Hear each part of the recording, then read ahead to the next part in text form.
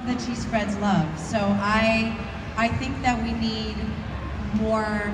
I mean, I love. I don't even know if I can play Maze. I don't know. She's so cool. I'm definitely not cool. I don't think I'm cool enough to play Maze. That would have to really be some acting. But I love playing someone who is goofy. And like when I went like Tom Von Loo, I didn't know if that was gonna work. I just committed. I was like, Tom Von Loo. I was like, how would I say it? And I was like, I could look like a fool right now, but it was so nice to have this mask of Ella, where I'm like, well, Ella wouldn't care if she has egg on her face. Ella would just speak the Klingon way. So I love having the freedom. If I want to dance, I dance, and it's so fun to have that kind of free reign. Thanks. Can you tell us something about your new movie? Oh, yeah.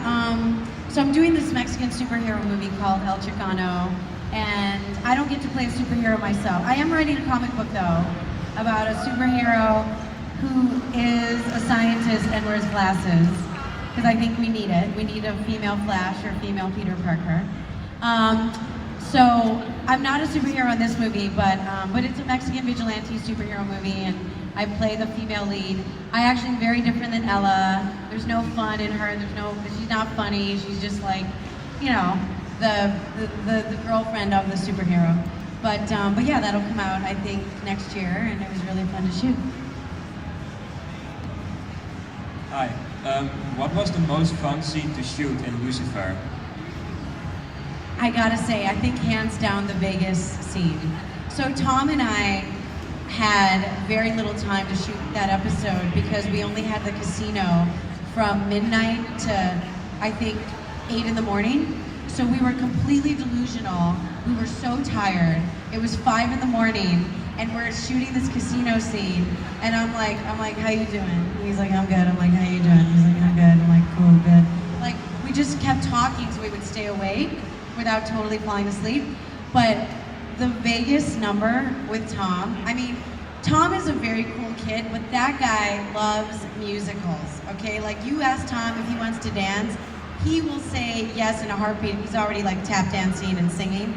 Like, he pretends to, you know, and Tom and I were surrounded by professional dancers, and they're all amazing, and they're all around us like doing their dance and stuff, and Tom and I are geeking out inside, and I'm like, oh my God, are you so excited? And he's like, I'm so excited. I'm like, are you like more excited? He's like, I think I'm more, like giggling schoolgirls because we're surrounded by these professional dancers, and it was like our dream come true. So I think the Vegas dance episode was so fun, and we had so much fun. I ended up asking him if he would do the La La dance routine. So the guy is so tired, you guys. He's shooting 17-hour days, and in his breaks, I'd be like, hey Tom, do you want to dance the La La dance routine with me?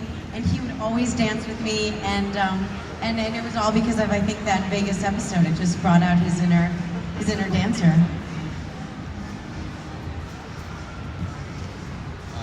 Hi, morning. Good to see you. I had another question, but it was already asked about your new movie, and I wanted also to ask if you're working on new projects besides Lucifer, if you plan anything else. So yeah, so like I said, I'm writing a comic book with another Puerto Rican. I'm Puerto Rican Mexican, and I'm writing a comic book with, I don't know if you guys are into wrestling here, but she used to be at one point she was the biggest female wrestler in the world. Her name is AJ Lee, and she's married to CM Punk. And I'm like, look, because we love comics, you know, we used to go to Comic-Con before it was cool. I grew up on Star Trek, like, I don't, you know, and I thought, where are the not 5'9", like, beautiful, like, Wonder Womans in comics? And I remember I took over DC's Instagram, and I started doing all this research on, like, the women in these comics, and they're all perfect and cool and strong, and I'm like, where's the girl that's like clumsy and doesn't know when to stop talking and like trips over stuff and can't figure out how to talk to a guy and like, you know, and is shaking, like, where's that girl? And AJ was like, I don't know, let's create her. And I'm like, let's create her. Let's create a scientist with glasses who's a friggin' superhero. And so we're writing it now, we're meeting with publishers, and we actually have a competing bid going on with publishers. And it's like a Coco meets Buffy kind of comic, with a little Dia de los Muertos in there. And I just can't wait to so that's what I've been focusing on. I'm also writing a single camera comedy. I want to write like the Latino Blackish. So I'm producing that with an Emmy-winning producer of The Office, which is really fun. And then I'm writing a horror movie for Screen Gems, which I've never said out loud before, but I'm writing about like the Mexican boogeyman, and so I'm writing that, and then I'm doing a movie with this girl named Diane Guerrero. I don't know if you know her. She's from Orange Is the New Black, and I'm playing her sister. And this is how flattering it is. They were like, "Who do you want to play your sister?" And she's like, "You know who I really like?" And I just know her over social media. She's like, "I really like Amy Garcia," and I was like, so flattered to be recommended by a fellow Latina actress. So that's what I'm doing right now. I'm just trying to make the move from actor to creator, because I've seen what we need, and I just kind of want to give the not perfect girl and guy a voice. So next time you come back, we have to choose whether you're a star guest or a creator. That'd be cool though, signing the comic book you publish. That'd be great. Yeah. I feel like create the change you want to see. Definitely. Hi. Hi, you look great, by the way. I don't know if anyone really caught it, but Can you hold the microphone closer? Oh. Sorry. In one episode, Ella said she was writing a story about a forensic who can see ghosts. Was it like foreshadowing, or was it did they go from there? That's a good question. So Ella talks about being a forensic scientist who sees ghosts. I think the reference was to Ezreal. I think that, I don't know if that's the only voice she hears, but I think that specific line was to tease her being able to see something that no one else can see, which is the angel of death. Mariska. You're sleeping on the job. I'm kidding, love. It's not a good thing to do. What I was wondering is, throughout this entire journey with Lucifer and with the fans, what has been your favorite thing through all of this? Like something you look back through on this journey and just go, like, yeah, that's definitely a highlight. You guys, I'm not even kidding. Like, you just brought me this. She just brought me this jar full of notes saying, "This is why I love you." And like I said, I just went through a breakup, and it was a little rough. And I think the greatest part of this journey, I feel very inspired to write because of going to different parts of the world and just seeing people, all different ethnicities, all different ages, all different genders, all different sexual orientations, saying, I really relate to the characters on that show. I love the female friendships. I love the fact that the devil can be forgiven. It inspires me that I can be forgiven too. We love what it stands for. We love the humor. And so the best part of this journey, I mean, we were canceled. We were like dead as a doornail. And to all of a sudden, by the way, this is crazy. Fox didn't even want to announce our cancellation. They wanted to bury our cancellation. So this is how much of an underdog our show is. We had to leak our own cancellation. So our showrunners were like, hey, Tom, Fox doesn't want to announce to the media that they've canceled because I think they're nervous that they might have a fervent fan base. Do you want to tweet that you've been canceled? I mean, talk about underdog central over here. So Tom tweeted by himself, hey guys, blah, blah, blah, blah, blah.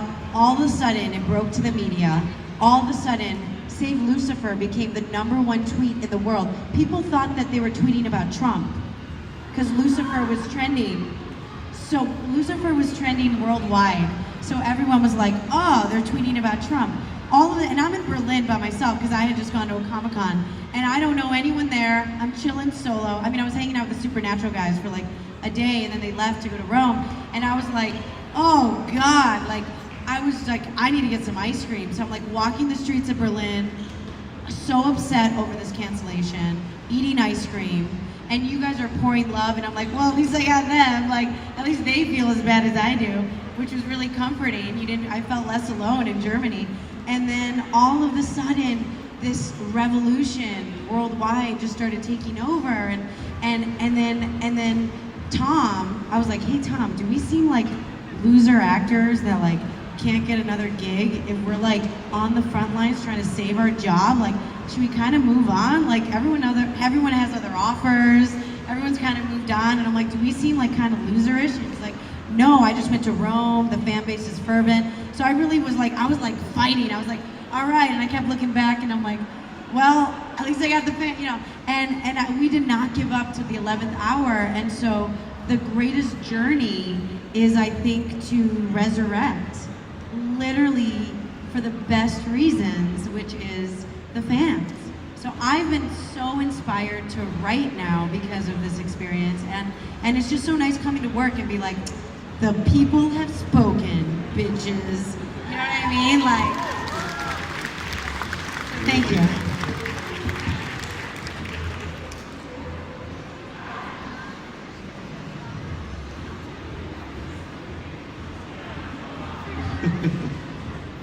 Hi. Hi, Debbie. Hi, good to see you. Great to see you too. I think you've been amazing as Maze, by the way. Well, thank you. And you're such an inspiration to me. I think I speak on behalf of a lot of people here.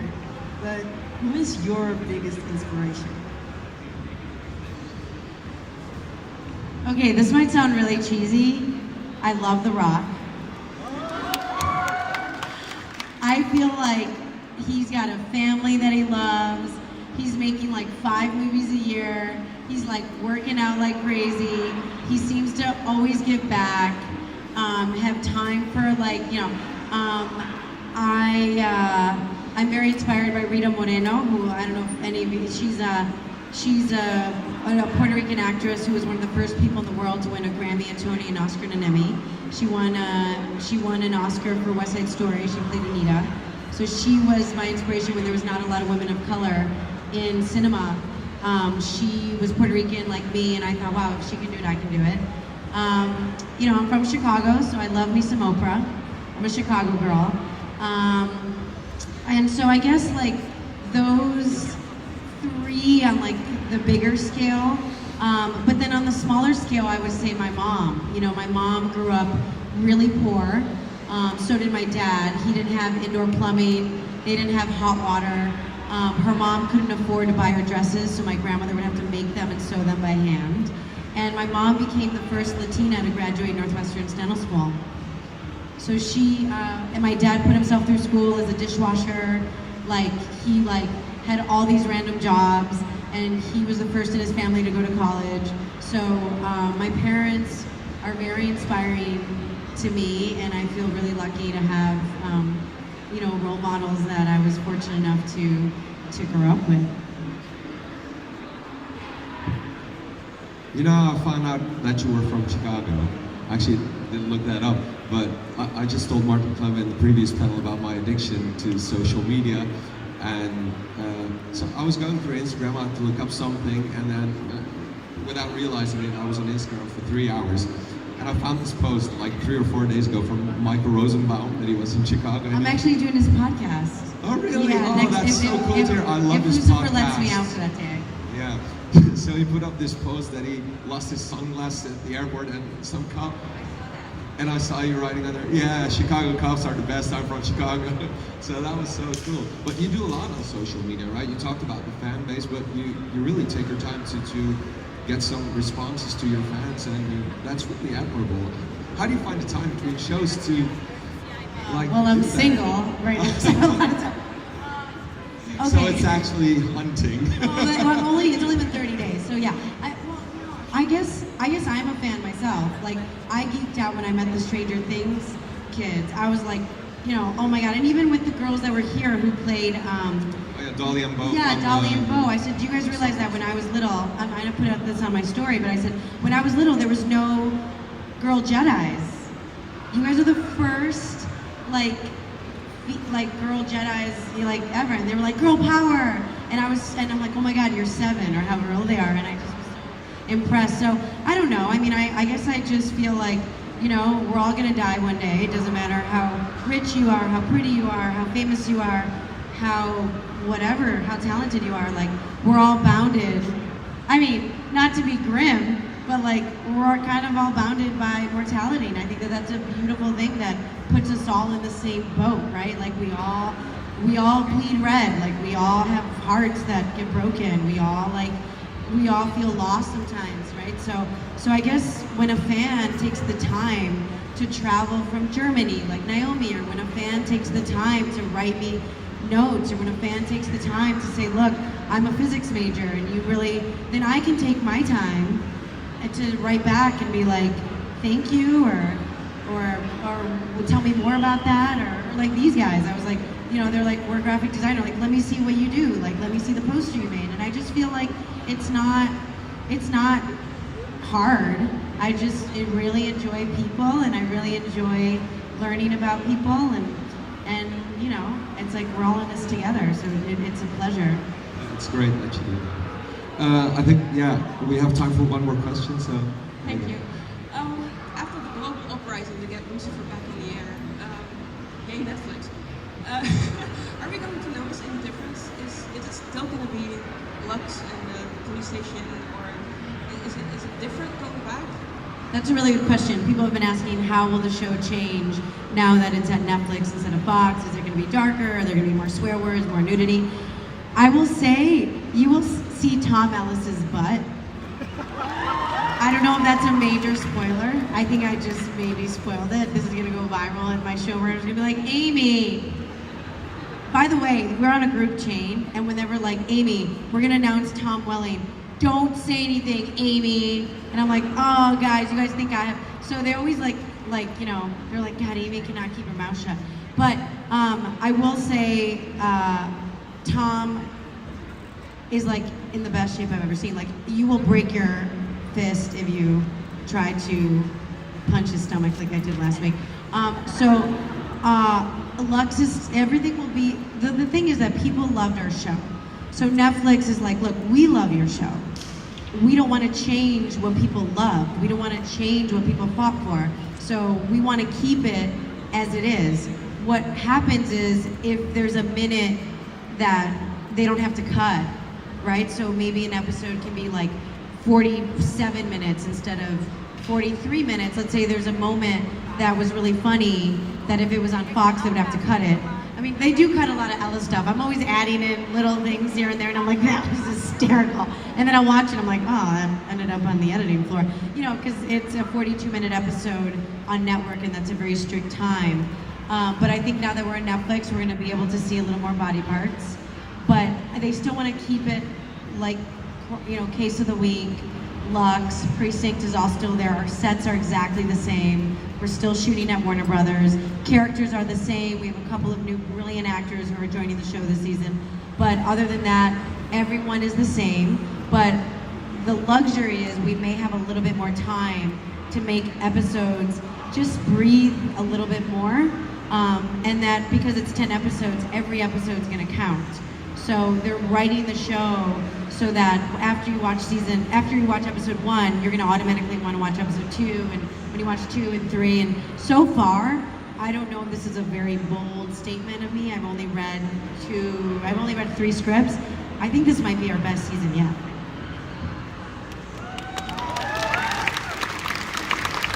Amy, thank you so much. It was really fun.